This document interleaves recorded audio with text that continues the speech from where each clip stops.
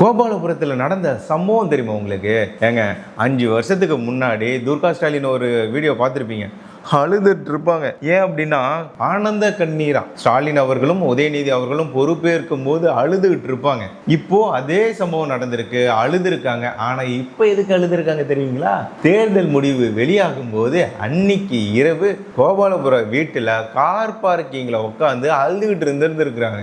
இப்படி விட்டுட்டியடா அப்பாவை, இப்படி விட்டுட்டியடா உதயநிதி அப்படின்னு சொல்லி மகன்கிட்ட அழுது புலம்பி இருக்கிறாங்க துர்கா ஸ்டாலின் அவர்கள். கோயிலா ஏறி இறங்குனே இப்படி நடந்துருச்சு அப்படின்னு சொல்லி புலம்பி இருக்கிறாங்க. புலம்பி என்னமா பிரயோஜனம்? எடைக்கெடா காசு பணம் கொடுத்து என்ன பிரயோஜனம்? உங்கள் கட்சி ஆட்சியில் இருக்கும்போது தான் பல கோயில்கள் இடிக்கப்பட்டது. நம்ம சேனல்லே வீடியோ போட்டிருக்கேன், எத்தனை கோயில்கள் இடிக்கப்பட்டது.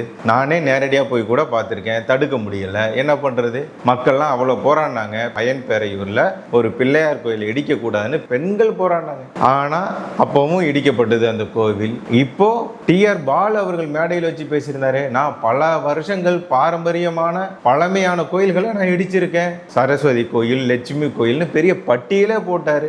இந்த மாதிரி கடவுளுக்கு எதிராக எல்லா செயல்களையும் செஞ்சுவிட்டு ஆனா ஜெயிக்கணும், ஜெயிக்கல அப்படின்னா கடவுள் மேல பலியை போட்டா என்னமா பண்ணுவார் அந்த கடவுள்? மக்களையும் பார்க்கணும்ல. உங்க ஒரு குடும்பம் முக்கியமா, நாடு முக்கியமான கடவுள் பார்த்தாரு. ஓகே, பலி கொடுத்துட வேண்டிதான் அப்படின்னு சொல்லிட்டு மக்கள் நலனுக்காக, தமிழக மக்களின் விடுதலைக்காக திமுகவை குழி தோண்டு புதைத்திருக்கிறார். சரி, துர்கா ஸ்டாலின் தான் அழுதாங்க. அப்போ திமுகவில் மற்ற யாரும் அழுகலையா அப்படின்னு கேட்டா அதுவும் இல்லை. ஸ்டாலின் அவர்கள் அன்னைக்கு தொண்டர்களை தன்னுடைய அறிவாலயத்தில் சந்திக்கும் போது காரில் ஏற போகிறாருங்க.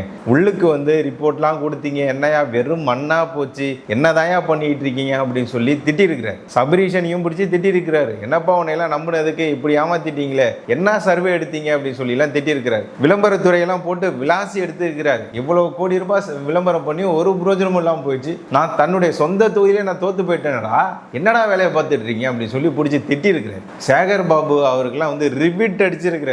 ஏன் அப்படின்னா சேகர் பாபு அவர் தான் சொல்லியிருக்கிறாரு, ஐயா நீங்க பாருங்க, நான் உங்க தொகுதியை பார்த்துக்கிறேன், நீங்க ஜெயிக்கிறது என் பொறுப்பு, சென்னை நம்ம கோட்டை அப்படின்னு சொல்லி தைரியத்தை ரொம்ப ஓவர் டோஸ் ஏற்றி இருக்கிறாரு சேகர் பாபு அவர்கள். அதனால தான் முன்னாள் எம்எல்ஏ, திமுக எம்எல்ஏ பரந்தாமன் சொன்னார், இதுதான் நீங்கள் பார்த்துக்கிட்ட லட்சணமா? சேகர் பாபு அவர்களை அவர் மேலே உடனடியாக நடவடிக்கை எடுக்கணும் அப்படின்னு சொல்லி அவர் குரல் எழுப்பி இருக்கிறார். அதனால் சேகர் பாபு அவர்களையே கட்சியை விட்டு விலக்கிடலாம். ஏன் அப்படின்னா அதிமுகவிலிருந்து வந்தவருக்கு திமுகவில் என்ன இந்த அளவுக்கு முக்கியத்துவம் கொடுத்து நிறுத்துறீங்க? யார் வேட்பாளராக வரணும், எந்த தொகுதியில் நிறுத்தணும், எந்த கட்சிக்கு எத்தனை இடங்கள் கொடுக்கணும் அப்படின்னு முடிவெடுப்பதற்கு அதிமுகவில் இருந்து வந்த ஒரு நபருக்கு எப்படி நீங்கள் முக்கியத்துவம் கொடுக்கலான்னு கட்சியில் கேள்வி கேட்க ஆரம்பித்த உடனே சரி ஓகே இது தப்பு தான் அப்படின்னு சொல்லி புரிஞ்சுக்கிட்டாரா ஸ்டாலின் அவர்கள். ஏன் அப்படின்னா அவரே தோத்து போயிட்டாரு, அவர் என்ன பண்ணுவார் புரிஞ்சுக்க ஆரம்பிச்சிருக்கிறாரு. அதனால் அந்த இரவு அறிவாலயத்தில் நடந்த மீட்டிங்கில் இதெல்லாம் பேசிட்டு ரொம்ப மன வேதையில் வெளியே வந்தவர் தாங்கிக்க முடியாமல், ஏன்னா ஆளுநரை சீண்டி வச்சிருந்தார். ஏன் ஆளுநரை மாற்றிட்டீங்க?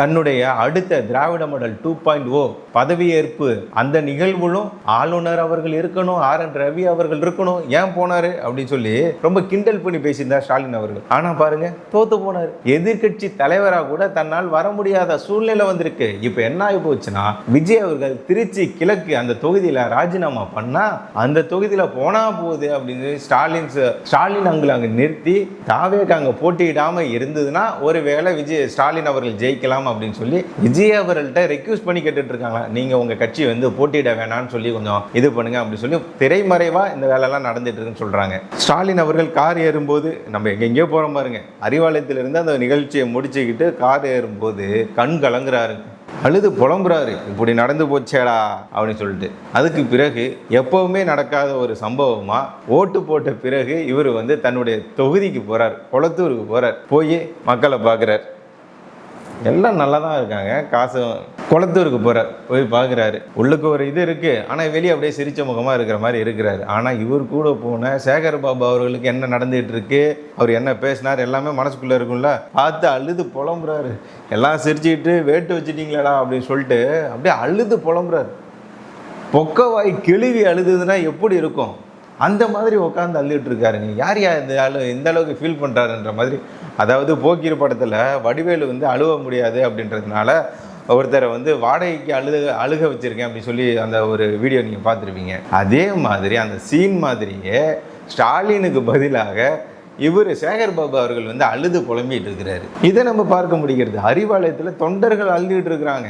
அவங்கெல்லாம் வந்து ஏற்பாடெல்லாம் பண்ணி வச்சுருந்துருக்குறாங்க. நிகழ்ச்சி நடத்துறதுக்கு லட்டு பட்டாசு மேடைகள்லாம் அமைக்கப்பட்டது. அப்புறம் போக போக பார்த்துட்டு சரி ஓகே அடிச்சிட்டாங்கடா நமக்கு அப்படின்னு சொல்லிட்டு எல்லாத்தையும் கலைச்சாச்சு. வாங்கினதெல்லாம் திருப்பி கொடுத்தாச்சு. இல்லை கொடுக்கல. ஆனால் இவங்க காசு கொடுத்து வாங்கியிருந்தா தானே திரும்ப கொடுக்கறதுக்கு எல்லாம் அடிச்சு பிடுங்கினதா தானே இருக்கும். அதனால் இந்த மாதிரி எல்லாம் போயிருக்கு. திமுகவே இப்போ இளவு வீடு மாதிரி மாறி போச்சு. எல்லாரும் ஒரே ஒப்பாரி தான். திமுக இப்படி ஆகி போச்சே அப்படின்னு சொல்லிட்டு.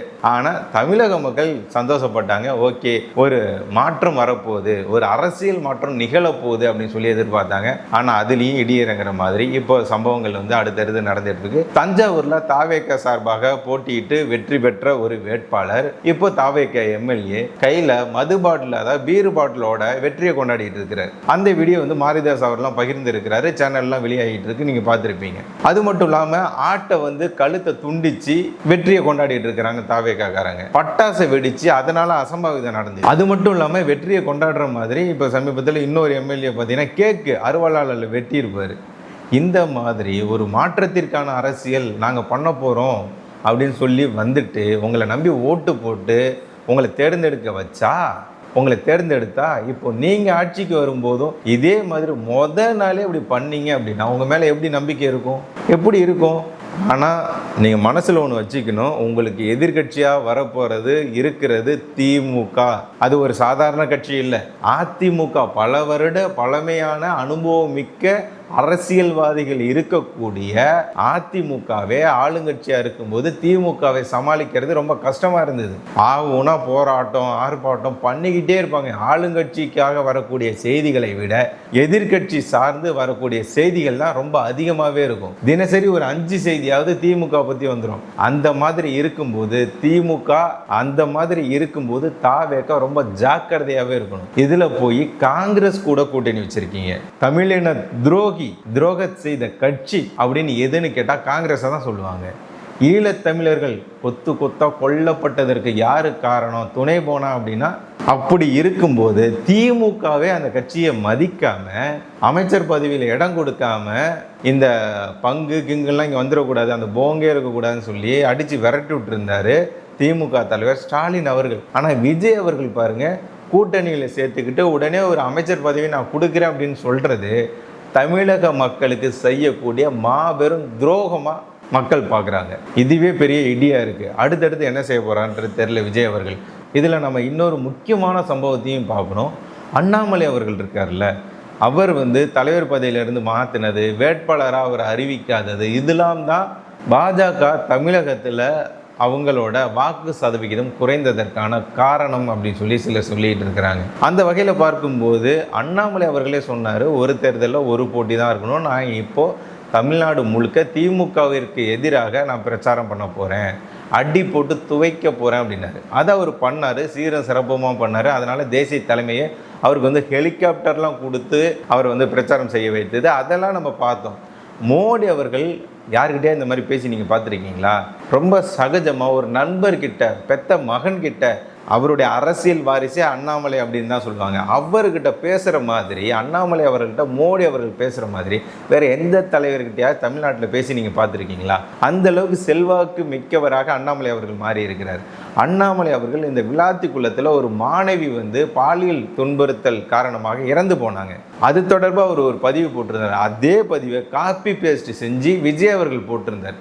அண்ணாமலை அவர்கள் எதுக்கெல்லாம் கண்டனம் தெரிவிக்கிறாரோ அந்த கண்டனத்தை இவரும் தெரிவிப்பார், அதே டெக்ஸ்ட்டை காப்பி பண்ணி இவரும் போடுவார்.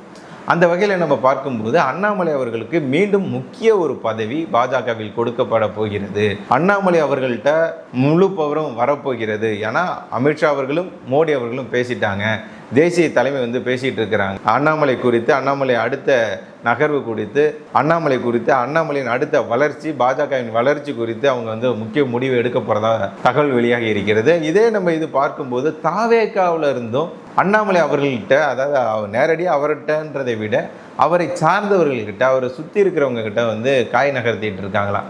என்ன நடக்குது, என்ன பண்ணலாம், அந்த மாதிரி இதெல்லாம் ஏதோ ஆலோசனை கேட்டுட்டு இருக்கிறதா தகவல் வருது. ஏன் அப்படின்னா சிறந்த ஒரு எதிர்க்கட்சி தலைவராக செயல்பட்டவர் அண்ணாமலை அவர்கள்.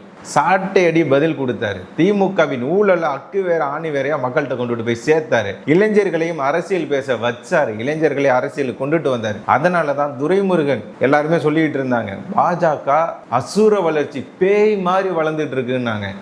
பாமக தலைவர்கள்லாம் அப்போ மேடை போட்டு பேசினாங்க, நம்ம கட்சியிலிருந்து பாஜகவிற்கு போயிடக்கூடாது அப்படின்லாம் சொல்லி பேசிட்டு இருந்தாங்க. அதிமுகவை எதிர்த்து பேசிய ஒரு தலைவர், ஸ்டாலின் அவர்களை துவைத்து எடுத்து பேசிய ஒரு தலைவர், பசும்பொன் முத்துராமலிங்க தேவர் இருக்காருல்ல, அண்ணாதுரை மதுரை மீனாட்சி அம்மனை பற்றி பேசினதுக்காக இன்னைக்கு நைட்டு இருந்து நீ காலையில் இருந்துட்டினா நடக்கிறதே வேறன்னு சொன்ன உடனே இரவோடு இரவாக அண்ணாதுரை அவர்கள் தலை தெறிக்க ஓடி போனாருன்னு சொன்னவர் அண்ணாமலை அவர்கள். இந்த மாதிரி உண்மை சம்பவங்களை மக்களுக்கு எடுத்து சொன்னவர் அண்ணாமலை. கர்நாடக சிங்கம், படித்தவர், ஐபிஎஸ் அதிகாரியாக இருந்தவர். இவர் பின்னாடி இளைஞர்கள் போனாங்க. ஒரு மாற்றத்திற்கான ஒரு அரசியல் இவர் பண்றாரு. அரசியல் மாற்றம் வரணும் அப்படின்னா, ஆட்சி மாற்றம் வரணும் அப்படின்னா அண்ணாமலை அவர்கள் இருக்கணும் அப்படின்னு சொல்லி தான் பெத்த புள்ளையா நினைச்சு அவருக்காக தினசரி பூஜை பண்ண பல குடும்பங்கள், பல முதியவர்கள் தமிழ்நாட்டில் இருக்காங்க. ஆனா அவருக்கு துரதிருஷ்டவசமா இல்லை என்னன்றது தெரியல. அவர் இந்த தேர்தலில் தமிழ்நாட்டிற்கு துரதிருஷ்டமா என்னன்றது தெரியல, அவர் இந்த தேர்தலில் போட்டியிடல. ஆனா திமுக தோத்து போயிடுச்சு. இதுல விஜய் அவர்கள் குறித்தும் சீமான் குறித்தும் திருமாவளவன் இருக்கார்ல, தேர்தல் அப்போ ரொம்ப வாய்க்கு வந்ததெல்லாம் பேசி வச்சிருந்தாரு. விஜய் அவர்கள் RSS பெற்றெடுத்த பிள்ளை அப்படின்னு இருந்தார். ஆனா இப்போ விஜய் அவர்கள் ஜெயிச்சதுனால அவங்க கூட்டணிக்கு போறதுக்காக தோழமை சுட்டுதல் என்ன ஆச்சு தெரியுங்களா? நான் விஜயை பற்றி இன்ன வரைக்கும் விமர்சனமே பண்ணலன்ட்டார். RSS பிள்ளைன்னு சொன்னியா, இப்போ பண்ணவே இல்லைங்கிறிய. என்ன இதெல்லாம் நியாயம்? இதுதான் அரசியலா? உண்மையை கூட பேச முடியாதுன்னா அது என்ன அரசியல்? பேசுறது இல்லை அப்படின்னா என்ன ஒரு தலைவர் நீங்கள்? இந்த இதெல்லாம் ரொம்ப அசிங்கமாக தெரியல. எது எப்படியோ அண்ணாமலை அவர்களுக்கு மீண்டும் ஒரு முக்கிய ஒரு பதவி கொடுக்க போகிறதா நமக்கு தெரிய வருது. விஜய் அவர்கள் ஆளுங்கட்சியாக வந்ததை விட எதிர்கட்சியாக வந்திருக்கலாம் அப்படின்ற எண்ணம் வரும் அளவிற்கு அவருக்கு நடக்க போகுது. ஏன்னா அவங்க கட்சியில் இருக்கிற நிர்வாகிகள், தொண்டர்கள்லாம் இந்த மாதிரி பண்ணிட்டு இருந்தா அப்புறம் எப்படி இருக்கும்? திருமாவளவன் அவர்கள் மாற்றி மாற்றி பேசுறதுல சாதனையாளர் விருது அவர் கொடுக்கலாம். அந்த அளவுக்கு மாற்றி மாற்றி பேசிட்டு இருக்கிறாரு. எது எப்படியோ திமுக தோத்து போயிடுச்சு. துர்கா ஸ்டாலின் இல்லை, சேகர் பாபு இல்லை, பல கோயில்களை அழிச்சு தங்கத்தை உருக்கலான்னு கனவு கண்டுகிட்டு இருந்து என்ன சொல்றது? சேகர் பாபை பற்றி ஒன்றா ரெண்டா பேசுறதுக்கு பல இருக்கு. பட்டியல் பட்டியலாக போடலாம், மூட்டை மூட்டையாக அடுக்கலாம். இவங்க பண்ண ஊழல்லாம் வெளியெடுக்க போகிறாரா விஜய் அவர்கள்? என்ன நடக்க போகுதுன்றது தெரியல. முதல் கையெழுத்து மகளிருக்காக இந்த மதுபான கடைகளை மூடப்படும் அப்படின்னு கையெழுத்து போட போறா, இல்லை இலவச பேருந்துக்கு கையெழுத்து போட போறாரா, இல்லை வருஷத்துக்கு 6 சிலிண்டர் கொடுப்போம்னு சொன்னாரு அதுக்கு கையெழுத்து போட போறாரா, இல்லை போதைப் பொருளை கட்டுப்படுத்துவதற்காக இளைஞர்களின் வேலை வாய்ப்புக்காக முதல் கையெழுத்து போட போகிறாரா அப்படின்னு சொல்லி அவருடைய முதல் கையெழுத்து எதுவாக இருக்கும் அப்படின்னு சொல்லி மக்கள்லாம் ரொம்ப ஆவலா எதிர்பார்த்துட்டு இருக்கிறாங்க. பாதுகாப்புக்கு இவர் என்ன பண்ண போறாரு, தமிழ்நாட்டோட வளர்ச்சிக்காக இவர் என்ன பண்ண போறாரு அப்படின்லாம் மக்கள் ரொம்ப எதிர்பார்த்துட்டு இருக்காங்க. விஜய் அவர்கள் என்ன பண்ண போகிறார் அப்படின்றத நம்ம காத்திருந்து பார்ப்போம். நீங்க என்ன நினைக்கிறீங்க? விஜய் அவர்கள் அவரோட முதல் கையெழுத்தா எதை போடணும், எதற்காக அவர் முதல் கையெழுத்து போடணும்னு நீங்க நினைக்கிறீங்க? காங்கிரஸ் கூட விஜய் அவர்கள் கூட்டணி வைத்தது சரியா தவறா? உங்களோட பார்வை என்ன? அது மட்டும் இல்லாமல் அண்ணாமலை அவர்களுக்கு ஒரு பதவி கொடுக்கணும் அப்படின்னா அவருக்கு என்ன பதவி, தேசிய தலைமை கொடுக்கணும்னு நீங்கள் ஆசைப்படுறீங்க? கமெண்ட் பண்ணுங்கள். நன்றி.